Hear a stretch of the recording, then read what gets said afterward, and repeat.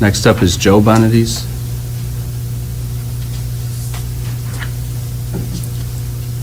Greetings. As one of the most important things the new superintendent will need to do early in their tenure is to sell the next school bond issue, I would like to go over a couple of things.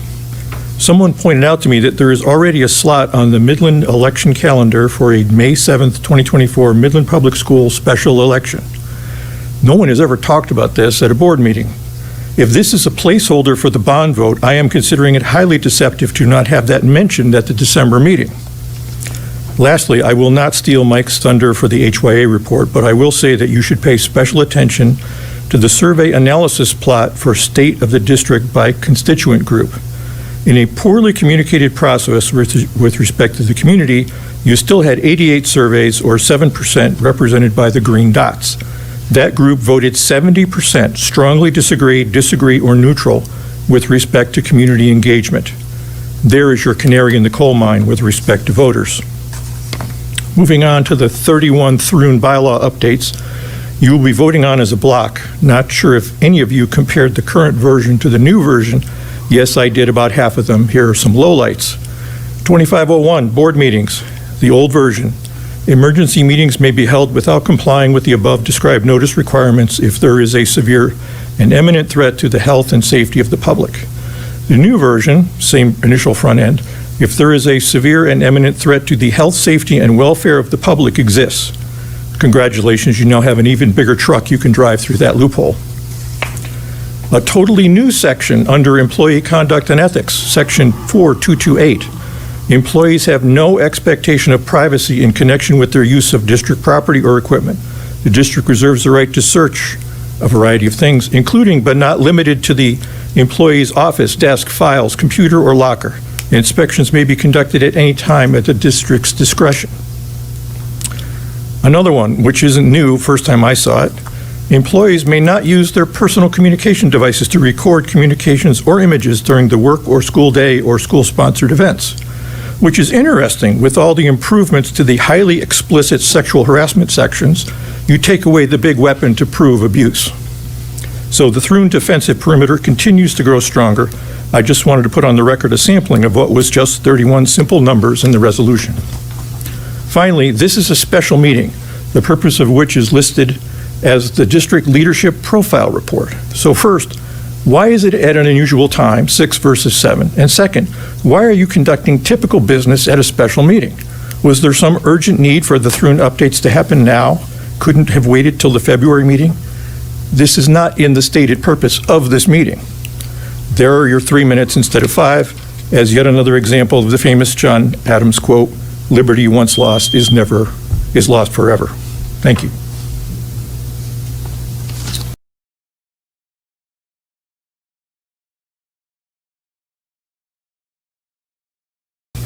Thank you, Mr. Bonadies. Lisa Hansen.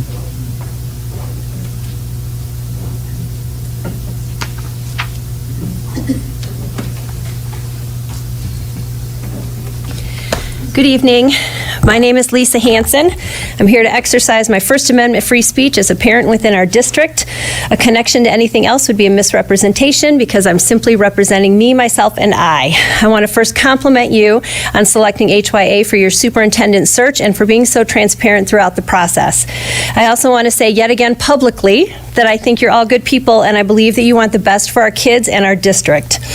I know you're being guided and funded to follow the DEI path, but my hope is that you'll make merit your top priority as you select our new superintendent. I hope that our new superintendent will focus on academic success. Our district ranks among the best academically in our state, but our state ranks very low nationwide. Literacy and academic achievement are the most inclusive things you can do for our kids. I was able to virtually be in the space of Dr. Alveda King recently, just a few days after we celebrated MLK Day. It was a special moment in time for me, and I've been reflecting on it ever since. Martin Luther King Jr. shared many profound and powerful thoughts. He believed that people should not be judged on the color of their skin, but on the content of their character. I could not agree more. I believe that everyone should be treated with respect and dignity because all lives matter. Our society has strayed so far from this. In my opinion, due in large part to DEI, we're focused on characteristics rather than character. Kids are being influenced to see skin color rather than kindness, gender identity rather than generosity. I think that most people's intentions are good and that DEI sounds good in theory, but it doesn't seem to be playing out that way. It seems to be causing division. The hyper-focus on external characteristics rather than character seems disruptive in our schools and in our country. It's just my opinion, but if this was a natural and organic evolution of our society, it wouldn't need to be so heavily funded and it wouldn't be required within the corporate arena through ESG and CEI. I know it's not popular to challenge DEI, but I'm entitled to my opinion, and I'm entitled to share it without fear of retribution. Same goes for our kids. My intention is not to offend anyone. Those that choose to call me names will need to own their own bullying behavior. I'm so grateful that I was raised in an era that taught us, sticks and stones may break my bones, but names will never hurt me. It taught us strength, and it required us to figure out how to get along with others, not to force others to get along with us. And who knew it would have served me so well over the last couple of years. Diversity of thought should be encouraged and honored, not ridiculed and suppressed. I'm sharing my input respectfully as food for thought as you prepare to select our new superintendent. I believe that most parents send their kids to school for academic success, so I hope that is the lens through which you'll be selecting our new superintendent, and I genuinely wish you all the best. Thank you. Thank you, Ms. Hansen.